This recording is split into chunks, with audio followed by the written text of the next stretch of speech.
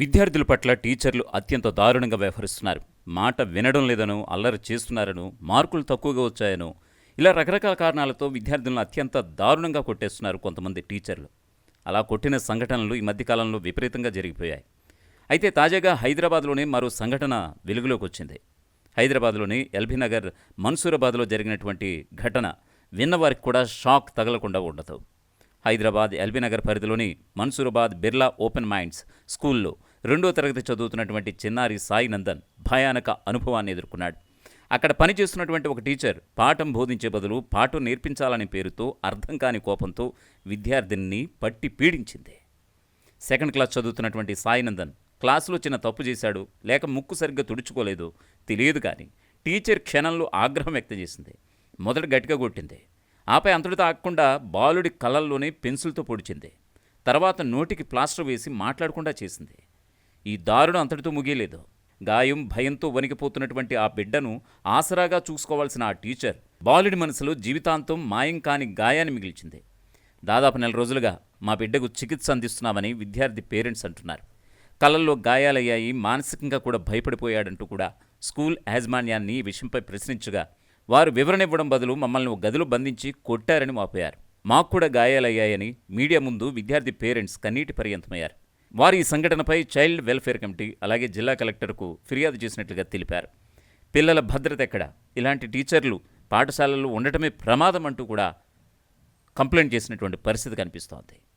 ఈ ఘటనపై పెద్ద చర్చ మొదలైంది. స్కూల్లో ఉన్నటువంటి సీసీ కెమెరాల్లో రికార్డ్ అయినటువంటి వీడియోలో టీచర్ బాలుడిని కొడుతూ పెన్సిల్తో కంటికి దగ్గరగా తీసుకువెళ్తూ కనిపించింది. ఈ వీడియో బయటకు రావడంతో సోషల్ మీడియాలో ప్రజలు ఆగ్రహం వ్యక్తం చేస్తున్నారు. టీచర్లా లేక రాక్షసులా అంటూ విమర్శలు సైతం వెల్లువెత్తుతున్నాయి. ఇప్పుడు ప్రస్తుతం ఈ ఘటన హైదరాబాద్లోనే కాకుండా రాష్ట్ర వ్యాప్తంగా చర్చనీయాంశంగా మారిపోయింది. విద్యార్థులపై ఇలాంటి హింసను అరికట్టేలా కఠిన చర్యలు తీసుకోవాలని డిమాండ్ చేస్తున్నారు. బాలల హక్కుల సంఘాలు, మానవ హక్కుల కార్యకర్తలు కూడా ఈ కేసును సీరియస్గా తీసుకోవాలని ప్రభుత్వాన్ని డిమాండ్ చేస్తున్నారు. చైల్డ్ వెల్ఫేర్ కమిటీ ఇప్పటికే స్కూల్పై నోటీసులు జారీ చేసినట్లుగా తెలుస్తోంది. ఈ టీచర్పై కఠిన చర్యలు తీసుకోవాలని ఇటు తల్లిదండ్రులు, అటు సామాజిక సంస్థలు ఒత్తిడి పెంచుతున్నాయి. పిల్లలపై హింసకు చోటు లేకూడదన్నటువంటి నినాదం మళ్ళీ ఇప్పుడు జోరెందుకొద్ది. చిన్నారి సాయినందన్పై జరిగినటువంటి దారుణం ఒక పిల్లవాడి శారీరక మానసిక ఆరోగ్యాన్ని మాత్రమే కాదు, విద్యా వ్యవస్థపై ప్రజల నమ్మకాన్ని కూడా దెబ్బతీసింది. టీచర్ అనే పదానికి ఉన్నటువంటి గౌరవాన్ని మసకబార్చింది. ఇప్పుడు అందరి కళ్ళు ప్రభుత్వంపై, పోలీసులపై ఉన్నాయి. ఇలాంటి ఘటనలు మళ్లీ జరగకుండా చూడాలంటే కఠిన శిక్షలు తప్పనిసరి. పసిపిల్లలు స్కూల్కి వెళ్ళి అల్లారుముద్దుగా చదువుకోవాల్సిన వయసులో ఇలాంటి దారుణాలు చూస్తూ ఉన్నారంటే వారి మానసిక పరిస్థితి బాగాలేనంతగా వారిపై ఒత్తిడి తెస్తూ ఉన్నాయి. అయితే రీసెంట్గా చూసాం, ఒక టీచర్ ఒక స్టూడెంట్ తలపై ఒక టిఫిన్ బాక్స్తో కొడితే దాదాపు 3 కుట్లు పడ్డాయి అతని తల మీద. సో ఆ ఘటన మరొక ఘటన మన LB Nagar Birla open minds international స్కూల్లో చోటు చేసుకుంటా ఉంది. ఆ టీచర్ ఎంత కిరాతకంగా అంటే మన ఆర్టీవీ విజువల్స్లో ఎక్స్క్లూజివ్గా చూడొచ్చు. కొడుతుంది, పిల్లోడిని కొడుతూ ఉంది, చాలా దారుణంగా హింసిస్తూ ఉంది. అంతకు మాట వినకపోతే కళ్ళల్లో ఒకసారి పెన్సిల్తో కూడా పొడిచింది. అది ఇంతకు ఏడ్చేసరికి మళ్ళీ మాట వినకపోయేసరికి పిల్లడన్నాక ఏడుస్తుంటారు చెప్పాల్సిన పోయి మూతికి ప్లాస్టర్ కూడా వేసింది ఆ టీచర్. ఇలాంటి కిరాతకమైన టీచర్లు ఇంత అంటే వారికి మానసిక పరిస్థితి కరెక్ట్గా లేనట్టు కనపడతా ఉంది. ఎందుకంటే పిల్లలు 1, 2, 3 తరగతులు ఉన్నప్పుడు కొంచెం వారి మైండ్ సెట్ మనం అర్థం చేసుకొని మాట్లాడాల్సింది పోయి రివర్స్ మనమే వారిపై అటాక్ చేస్తూ ఉంటే వారికి గ్రోతింగ్ స్టేజ్లో ఏముంది, ఇలాంటి దారుణాలు జరుగుతూ ఉన్నాయి. అసలు ఈ ఘటన ఎలా వెలుగులోకి వచ్చింది ఏంటనేది పేరెంట్స్ తోటి అడిగి తెలుసుకుందాం. బ్రదర్ చెప్పండి, ఈ విషయం ఎలా తెలిసింది, బయటకు ఎలా వచ్చింది, పిల్లోడు మీతో చెప్పాడా, ఎలా బయటకు వచ్చింది, అసలు ఇంతటి దారుణమైన విజువల్స్ మేము సీసీటీవీ ఫుటేజ్ చూసినప్పుడు మాకే మనసు కలవరపడుస్తూ ఉంది. ఎలా తెలిసింది విషయం అసలు? మెంటల్లీ అతను సిక్ అయిపోయాడండి. తను ఉండాల్సిన స్టేజ్ నుంచి ఇప్పుడు నార్మల్గా యాక్టివ్గా ఉండాల్సిన చైల్డ్ ఊరికనే తను ఏ కారణం లేకుండానే తనకు జ్వరం రావటం జరుగుతుంది.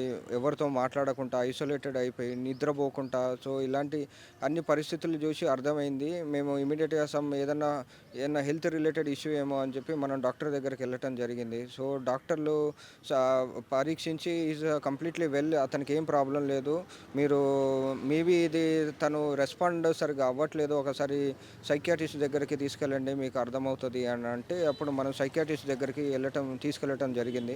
సైకియాట్రిస్ట్ వాళ్ళు అంతా చెక్ చేసి వాళ్ళు ఏం చెప్పారనంటే ఇతను ఫిజికల్గా అబ్యూస్కి లోనయ్యాడు, మెంటల్ ట్రామాలో ఉన్నాడు, ఖచ్చితంగా ఇతను ఎక్కడ టైం స్పెండ్ చేస్తున్నాడో అవన్నీ ట్రాక్ చేయండి అని అన్నారు. సో మనం స్కూల్కి తప్పితే మనం ఎక్కడికి పంపించట్లేదు. సో ఆబ్వియస్గా స్కూల్కు రావటం జరిగింది. సో స్కూల్కి వచ్చి మనము వీళ్ళ కంప్లైంట్ ఇచ్చి ఇలా జరుగుతుంది అని అంటే అదేదో మన చైల్డ్కి ఉన్న ప్రాబ్లం అన్నట్టు వాళ్ళు చెప్పడం జరిగింది. సో ఎప్పుడైతే మనం ఇది అడ్మిన్ డిపార్ట్మెంట్లో పనిచేసే అబ్బాయి సహకారంతో మనము జరిగిన 2 రోజుల్లో ఏం జరిగిందో ఒకసారి వీడియోలో ఎక్స్ట్రాక్ట్ చేసి చూసాము. అప్పుడు మాకు నిజం నిర్ధారణ అయింది. ఏం జరిగింది అని అంటే తనను ఫోర్స్ఫుల్గా తన కళ్ళల్లో పెన్సిల్ తోటి కూర్చోటము, తన ఏడుస్తుంటే మూతికి ప్లాస్టర్ వేయటము, తనను డస్టర్ తోటి కొట్టడం. ఎందుకంటే అతనికి అలర్జిక్ రియాక్షన్స్ ఉన్నాయి, ఎడినోక్టమ్ అనే ఒక ప్రాబ్లం కూడా ఉంది. అంటే సౌండ్ అనేది రీల్ సౌండ్ లాగా వినిపిస్తూ ఉంటుంది. డస్టర్ తీసుకొచ్చి తల దగ్గర చెవు దగ్గర కొట్టడం అట్లా హింసించే చర్యలు చేసింది. సో ఎప్పుడైతే ఈ చర్యలు జరిగాయో ఇమ్మీడియట్గా మనము ఈ వీడియోస్ దొరికిన వెంటనే మనము డిస్టిక్ కలెక్టర్ గారికి, డిఈఓ గారికి, చైల్డ్ వెల్ఫేర్ కమిటీకి వీళ్ళందరికీ మనం కంప్లైంట్ చేయడం జరిగినప్పుడు చైల్డ్ వెల్ఫేర్ కమిటీ ఇక్కడ రిప్రజెంటేటివ్ని పంపించి ఎంక్వైరీ చేశారు. ఎంక్వైరీ చేసి నిజంగానే తప్పు జరిగింది, ఇక్కడ వీళ్ళపైన యాక్షన్ తీసుకోవాలి, కానీ తీసుకునే శక్తి మాకు లేదు. ఎందుకంటే మనం ఓన్లీ ఆర్ఫన్కి సంబంధించిన పిల్లల సంబంధించిన యాక్షన్సే తీసుకోగలము. మీరు పేరెంట్స్ ఉన్నారు కాబట్టి Telangana commission for protection of child rights అనే ఒక వ్యవస్థ ఉంది, అక్కడికి వెళ్ళి మీరు అప్రోచ్ అవ్వండి అని చెప్పి బెంచ్ని లీడ్ చేసే నరేందర్ రెడ్డి గారు ఇక్కడికి సిఫార్సు చేశారు చైల్డ్ కమిషన్కి. సో ఎప్పుడైతే చైల్డ్ కమిషన్కి వెళ్ళామో అక్కడ సీతా దయాకర్ రెడ్డి గారు చైర్పర్సన్, వారు ఎప్పుడైతే ఇవన్నీ విజువల్స్ ఇవన్నీ కంప్లైంట్స్ అన్నీ చూశారో ఇమ్మీడియట్గా తన ఫోర్స్ తోటి ఇక్కడ స్కూల్కి వచ్చి రైడ్ చేయడం జరిగింది. తను కూడా రైడ్లో అర్థం చేసుకున్నారు ఇక్కడ ఈ స్కూల్లో యాజమాన్యం సరిగా లేదు. ఎందుకంటే తను రైడ్లో ఉన్నప్పుడు ఎలాంటి విషయాలు బయటపడ్డాయి అంటే వాళ్ళు రైడ్ చేసేటప్పుడు సహకరించారా, లేకపోతే నిరాకరించడం జరిగిందా, లేకపోతే ఎలాంటి చర్యలు జరిగినాయి రైడ్ చేసినప్పుడు, వాళ్ళు వచ్చినప్పుడు కూడా ఏం జరిగిందంట? రైడ్లో ఉన్నప్పుడు ఒక విషయం అయితే మాకు తెలిసిందండి. ఎందుకంటే నియర్ బై లొకేషన్లో ఉండండి, మీరు అవసరమైతే నేను పిలుస్తానని మేడం చెప్పారు. మేము ఉన్నప్పుడే దగ్గర మేడం లోపలికి వెళ్ళేటప్పుడు గేట్లు తీయలేదు. తర్వాత మేడం ప్రోటోకాల్ ద్వారా వచ్చారు కాబట్టి అప్పుడు ఓపెన్ చేయటం జరిగింది. డిఈఓ వాళ్ళందరూ వచ్చి లోపల గేట్ ఓపెన్ చేయించారు. లోపలికి వెళ్ళాక మేడం ఎప్పుడైతే ఎంక్వైరీలో ఉన్నారో ఆల్మోస్ట్ దగ్గర ఒక 70 నుంచి 100 మంది స్కూల్ చుట్టూ జమ అయ్యారండి. ఎక్కడి నుంచి వచ్చారో ఎలా వచ్చారో తెలియదు. సో మేడం ఇమీడియట్గా పోలీస్ ఫోర్స్ని అలర్ట్ చేయడం జరిగింది. పోలీస్ వాళ్ళు వచ్చారు మా ముందటే. పోలీస్ అయితే ఎప్పుడైతే వచ్చిందో అప్పుడు వాళ్ళందరూ కూడా అక్కడి నుంచి వెళ్ళిపోవటం జరిగింది. సో ఈ చర్యలు ఈ యాజమాన్యానికి ఇది ఆల్రెడీ దే ఆర్ అలర్ట్ అండి. వాళ్ళకి ఇవన్నీ నార్మల్లే, వాళ్ళు ఇలాంటి వ్యవస్థలోనే నడుపుతున్నారు ఈ స్కూల్ని. మనం పెద్ద స్కూల్ అనుకొని మనం పంపిస్తాం. గుండా రాజకీయాలే నడుస్తున్నాయి అంటారు. గుండా స్కూల్ అంటే రౌడీలతో నడుపుతున్నారా స్కూల్ అంటారా? 100% అండి. ఈరోజు ఏం జరిగిందో మీకు విషయం చూపిస్తాను. నా దగ్గర ఈ సాక్ష్యాలన్నీ కూడా ఉన్నాయి. వాళ్ళు ఎప్పుడైతే మేడం వెళ్ళిపోయారో మేడం ఒకటే చెప్పారు, చూడండి యాజ్ ఏ పేరెంట్ కాబట్టి నేను ఒకటే సజెస్ట్ చేస్తాను, మీరు ఆ స్కూల్లో చదివించకండి మీ అబ్బాయిని, దే ఆర్ గిల్ట్, వాళ్ళు తప్పు చేశారని తేలింది, మీరు వేరే స్కూల్కి మార్పియండి, మీకు ఏ రకమైన హెల్ప్ కావాలని నేను చేస్తానని చెప్పారు. ఈలోపు నేను ఒకటే చెప్పాను మేడంకి, నేను లీగల్గా ప్రొసీడ్ అవుతాను మేడం, నేను ఈ విషయాన్ని వదిలేయను అని చెప్పాను. అదే విషయం నేను యాజమాన్యాన్ని కూడా నేను చెప్పడం జరిగింది. సో ఎప్పుడైతే ఈ విషయం జరిగిందో నన్ను దగ్గర ఒక వారం రోజుల నుంచి నన్ను రిక్వెస్ట్ చేస్తున్నారు, రండి ఒకసారి స్కూల్కి రండి, మనం మాట్లాడుకుందాం, ఏదన్నా మాట్లాడుకొని తేల్చుకుందాం అని చెప్పి పిలిచారు నన్ను. సో పిలిస్తే నేను సరే అని చెప్పి ఆఖరి ప్రయత్నం కింద నేను సరే చూద్దాము ఏం చేయాలో మాట్లాడదాము అని చెప్పి రావటం జరిగింది. నేను రావటం కూడా నేను మా ఫాదర్ ఇన్లా, మా తమ్ముడు, మేము 5గురమే రావటం జరిగింది. వచ్చినప్పుడు ఇమీడియట్గా లోపలికి ఏం చేశారనంటే మా 5 రూమ్స్లలో తీసుకెళ్ళి ఒక్కొక్కరి పైన ఒక 5 మీద పడ్డారండి. మొత్తం సెక్యూరిటీ 50 నుంచి 60 మంది గుమ్మగూడి ఉన్నారండి. మాకు తెలియదు ఇదంతా మాట్లాడతామంటే ఏదో మీటింగ్ అనుకొని మనం వచ్చాము. సో వచ్చినప్పుడు మా తమ్ముడికి లిటరల్గా బ్రీతింగ్ ఆడలేదండి, చేతులు మొత్తం బ్లీడింగ్ అయ్యాయి, దెబ్బలు తిన్నాడు. మేము మంచి విషయం ఏం చేశాము అని అంటే వాళ్ళ దగ్గర నుంచి ఒక ఫోన్ గుంజుకొని 100కి డయల్ చేశాము. అప్పుడు పోలీస్ వచ్చి మమ్మల్ని విడిపించారు, వాళ్ళ రక్షణలో అప్పుడు బయటకు రావడం జరిగింది. అప్పటి వరకు మేము లిటరల్గా మేము చెప్తున్నాను కదా, మా తమ్ముడికి జరిగిన గాయాలు అవన్నీ నేను మీకు చూపిస్తాను. మేము బయటికి రాగానే మీడియాకి అంతా చూపించాము. మాకు జరిగిన దెబ్బలు, గాయాలు అవన్నీ మేము చూపించడం జరిగింది. సో ఇమీడియట్గా మేము వాళ్ళ రక్షణలో బయటికి రావాల్సిన పరిస్థితి ఏర్పడింది. అంటే చూడండి మీరు, స్కూల్కి పంపించి పిల్లగాడికి ఒక మెంటల్ ట్రామా కల్పించి ఏం జరిగింది అని అడుగుదామనే పరిస్థితుల్లో ఒకవేళ ఒక చైల్డ్ కమిషన్ అథారిటీ వస్తే వాళ్ళని బెదిరించి, ఇప్పుడు ఆఖరికి మా మీటింగ్ అని చెప్పి మమ్మల్ని పిలిపించి లిటరల్గా చంపే అంత ప్రయత్నం చేశారు, మా పైన దాడి చేశారు. మేము పోలీసుల సహకారంతో 100 డయల్ చేసుకొని బయటికి రావాల్సిన దుస్థితి వచ్చింది. అంటే మీరు అర్థం చేసుకోండి, ఈ స్కూల్ ఎలా నడుస్తుంది, ఏ రకమైన ఈ పాలసీస్ ఉన్నాయో ఈ స్కూల్కి, ఎంతమంది గూండాలు ఉన్నారు, ఎంత డబ్బు పరపతి ఉంది అనేది మీకు అర్థమై ఉంటుంది ఈ స్కూల్ గురించి. మీరు పిల్లోడికి కంట్లో పెన్సిల్ ఉంచుకుందని ఎప్పుడు తెలిసింది? ఇంటికి రాగానే చెప్పాడా, లేకపోతే ఎలా తెలిసింది మీకు ఆ విషయం? అసలు వాడు ఏం మాట్లాడేవాడు కాదండి. వాడు సైలెంట్గా ఉండిపోవటం, ఎవరితో మాట్లాడకపోవటం, ఒక్కడే తనలో తను ఉండిపోవటం, నిద్రపోకపోవటం, ఇవన్నీ సిమ్టమ్స్ చూసి మాకు అనిపించింది. మాకు వాడి కళ్ళు ఎందుకు ఎర్రగయ్యాయో కూడా తెలియదు. మేమేమనుకున్నామంటే ఎలర్జిక్ రియాక్షన్ కాబట్టి కంట్లో ఏదైనా పౌడరో ఏదో పడి ఉంటుంది, మేబీ అందుకే రెడ్డిగా అయిందేమో అనే ఉద్దేశంలో మేము ఉన్నాము. కానీ మేము చేసిన మంచి పని ఏంటి అని అంటే, మేము ఆ వీడియో సంపాదించడం వల్ల మనకి ఇదంతా బయటికి రావడం జరిగింది. లేకపోతే మేము ఇప్పుడు మీకు చెప్పిన విషయాలకు కూడా సాక్ష్యాలు ఏం లేవు కదా. ఒకవేళ మేము చెప్పినా కూడా యాజమాన్యం ఖండిస్తే అది ఊరికనే వెళ్ళిపోతుంది, దానికి ఏది కూడా సాక్ష్యం లేదు. అయితే ఏమంటుంది స్కూల్ అసలు?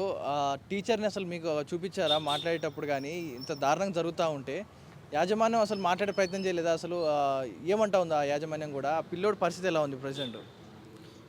సో నేను ప్రజెంట్ ఒక్కటే చెప్పారండి డాక్టర్ గారు, ఎప్పుడు కూడా ఇప్పుడు అంటే అబ్బాయిని స్కూల్కి పంపించడం అనేది ఇప్పుడు ప్రజెంట్ మర్చిపోండి. ఎందుకంటే 1 మంత్ నుంచి తను ఇంట్లోనే ఉన్నాడు. సో తను ఇప్పుడిప్పుడే కోలుకుంటున్నాడు. సో నలుగురిలో ఇప్పుడిప్పుడే మాట్లాడటం, తిరగటం జరుగుతుంది. సో స్కూల్ అనే ఇప్పుడు మాట్లాడేటట్లు లేదు అబ్బాయి ముందు. అంత దాడి చేయాల్సిన అవసరం ఏమొచ్చింది? ఇప్పుడు యాజ్ ఏ పేరెంట్గా పిల్లోడికి దెబ్బ తగిలింది అన్నప్పుడు, లేదా ఏదైనా జరిగినప్పుడు ఆబ్వియస్గా పేరెంట్స్ అడిగే ప్రయత్నం చేస్తూ ఉంటారు, వెళ్తూ ఉంటాం. సో మీరు వెళ్ళి అడిగినప్పుడు అంత దౌర్జన్యం చేయాల్సిన అవసరం ఏమొచ్చింది? ఎందుకు కొట్టారంటే మీరు పిఎస్లో కంప్లీట్ చేశారు. సో పిఎస్లో వాళ్ళు వచ్చి యజమాని ఏం చెప్తా ఉంది? ఇంత దారుణంగా కొట్టడానికి గల కారణం అంటే ఏం చెప్తా ఉన్నారు అసలు? మేము వీళ్ళు ఊహించని ఒక విషయం చేశామండి. మేము ఏం చేశామనంటే, పిఎస్కి ఒకవేళ డైరెక్ట్గా వెళ్ళుంటే కేసు కూడా ఫైల్ అయ్యేదో కాదో తెలియదు. సో మేము ఎప్పుడైతే సాక్ష్యాలు సంపాదించి చైల్డ్ కమిషన్కి వెళ్ళటం జరిగిందో, రైడ్ జరిగిందో, అదంతా వాళ్ళకున్న కౌర్యాన్ని ఇంకా రెచ్చగొట్టినట్టు అయిపోయింది. సో వాళ్ళు ఏమనుకున్నారంటే, మమ్మల్ని భయపెట్టి, మమ్మల్ని కట్టేసి, మమ్మల్ని బ్లాక్మెయిల్ చేసి, ఫిజికల్గా మా పైన వాళ్ళ బలప్రయోగం చేసి మమ్మల్ని లొంగ తీసుకుందాం అనుకున్నారు. భయభ్రాంతులకు లోన్ చేసి ఆ కేసు వాపస్ తీసుకుందామనే ప్రయత్నం చేశారు. మీ మీద దాడి చేసిన వాళ్ళు స్కూల్లో ఉండే సెక్యూరిటీ ఆర్ స్టాఫేనా, లేకపోతే లోపల స్టాఫ్ బయట నుంచి వచ్చిన వ్యక్తులా కనపడ్డారా? స్కూల్ వ్యక్తులా కనపడ్డారా? కొంతమంది సెక్యూరిటీ ఏమో 50 మంది వరకు ఉన్నారండి. వాళ్ళు దగ్గర డ్రెస్సులలో ఉన్నారు. దగ్గర 7 నుంచి 8 మంది చాలా ఎత్తు, పొడుగు, లావుగా ఇలా ఉన్నారు. వాళ్ళు చూడటానికి అసలు స్టాఫ్లా లేరు. వాళ్ళకి యూనిఫామ్ కూడా ఏం లేవండి. సో వాళ్ళు చూస్తే అవుట్ సైడర్సా లేకపోతే ఇన్సైడర్సా మనకు తెలియదు ఎగ్జాక్ట్గా. బట్ వాళ్ళు వచ్చినప్పటి నుంచి మీద పడి మన ఫిజికల్ ఫోర్స్ వాళ్ళు బలప్రయోగం చేయటం మీదే ఫోకస్ చేశారు. సో ఇదంతా ప్రీ ప్లాన్డ్గానే ఉంది వాళ్ళ దగ్గర. మమ్మల్ని పిలిచి మమ్మల్ని భయభ్రాంతులకు లోన్ చేసి, మమ్మల్ని కట్టేసి రూమ్లలో వేసి, సో బెదిరిద్దామనే ప్రయత్నం జరిగింది ఈరోజు. ఒకవేళ 100కి డయల్ చేయకపోయి ఉంటే తప్పించుకొని అతి కష్టం మీద తన మెడని వంచేశారండి. వంచేసి బ్రీతింగ్ ఆడని పరిస్థితిలో కూడా వాడు తెలివిగా మా తమ్ముడు ఏం చేశాడంటే 100కి డయల్ చేశాడు. బిర్లా ఓపెన్ మైండ్స్ అని చెప్పాడు, మేము ఇక్కడ దాడికి లోన్ అవుతున్నాం, బిర్లా ఓపెన్ మైండ్స్ కాపాడండి. సో ఇమీడియట్గా వాళ్ళు పెట్రోలింగ్ వెహికల్ వచ్చిందండి. అప్పుడు వీళ్ళంతా పక్కకు జరిగారు. సో నిజంగా అంత దుర్మార్గానికి తెగబడుతున్నారంటే ఏమైనా విజువల్స్ ఉన్నాయా మనకు? లోపల వచ్చే అవకాశం ఉందా? మీ మీద దాడి చేసిన విజువల్స్ ఏమైనా వచ్చే అవకాశం ఉందా? ఎంతమంది దాడి చేస్తారు? ఎవరెవరి మీద దాడి చేస్తారు? మేము అదే అడుగుతున్నాము. ఒక్కసారి విజువల్స్ కావాలండి. ఈరోజు జరిగిన విషయం లోపల ఏం జరిగింది, మమ్మల్ని ఎలా కొట్టారు, మమ్మల్ని ఎలా బంధించారు, మా మెడలు ఎలా ఒలిచారు, ఇప్పుడు మాట్లాడలేని పరిస్థితుల్లో మేము ఎలా ఉన్నాము, మమ్మల్ని ఎలా కొట్టారు, అవన్నీ ఇప్పుడు వాళ్ళ సీసీ కెమెరాల్లో ఉండుండొచ్చు. కానీ నాకు తెలిసి అది కంపల్సరీ డిలీట్ చేసి ఉంటారండి. ఎందుకంటే పోలీసులు వచ్చినప్పుడు చూశారు వాళ్ళు. మమ్మల్ని దాడి చేయటం, బ్లీడింగ్ అవ్వటం, మెడ మొత్తం రెడ్ కావటం, అవన్నీ మీడియా వచ్చినప్పుడు ఇమీడియట్గా నేను మా తమ్ముడికి జరిగినవి అవన్నీ చూపించాను. నన్నేమో మొత్తం 5 నుంచి 6 కలిసి నన్ను కడుపులో గుద్దటం, తలపైన కొట్టడం ఇవన్నీ చేశారండి. దగ్గర ఒక 15 నుంచి 20 నిమిషాలు జరిగింది ఈ పని. సో మీకు తగిలిన గాయాలు ఒకసారి చూపించే ప్రయత్నం చేస్తారు కెమెరా, మీకు ఎక్కడికి తగిలిన దెబ్బలు అనేది?